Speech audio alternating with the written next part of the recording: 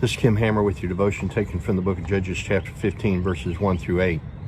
On several occasions we find that the phrase is used in chapters 13, 14, and 15, and the Spirit of the Lord came upon Samson. As a result of it, Samson was able to do something that was beyond his normal strength, but it always resulted in God getting the honor and the glory because it was God that gave Samson the strength to do what he had to do at that time. As we look at the events of chapter 15, the first 8 verses, though, we find that the Spirit of the Lord had nothing to do with what Samson was about to do. Samson, after he had cooled down, went back to reclaim his wife, but when he got back, he found that his father-in-law had actually given his wife away to one of the 30 companions that was there at the wedding. This is one of the same 30 companions that tricked Samson out of the answer by putting pressure upon his wife by threatening to kill her and her father and burning down not only them but everything that was around them. And as a result of it, when Samson came back and he found out that his father-in-law had actually given away his bride to one of these 30, it enraged him. Now, the father-in-law tried to do everything he could to compensate it, even offering up her sister, who the Bible says was more beautiful than she was, but Samson wouldn't have any of it. So as a result of it, he went out and he caught 300 foxes and tied their tails together, and he put a torch between each one of them and turned them loose in the fields of the Philistines.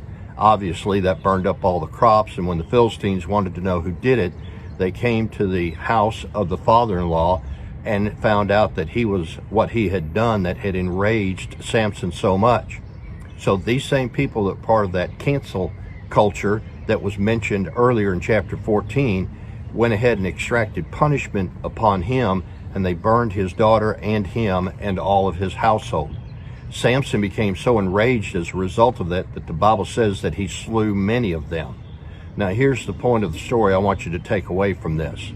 Was Samson right in what he did? Maybe, maybe not. Was the father-in-law wrong in what he did? Maybe, maybe not. Were those who killed the father and the daughter wrong in what they did? Maybe, maybe not. I think that probably maybe is the right answer to each one of those scenarios, that they were wrong for killing the daughter and the father. The father was wrong for what he did, but Samson did what he did without it ever being stated that he did it under the Spirit of the Lord. He took vengeance upon himself in order to extract it out of the enemy. One of the things we know the Bible says is, "Vengeance is mine, saith the Lord, I will repay." One thing Samson was going to have to work on was his anger management, because in this particular case, he didn't do this under the Spirit of the Lord. Ultimately, in the long run, God would get the honor and the glory, but Samson did it outside the framework of being under the Spirit of the Lord.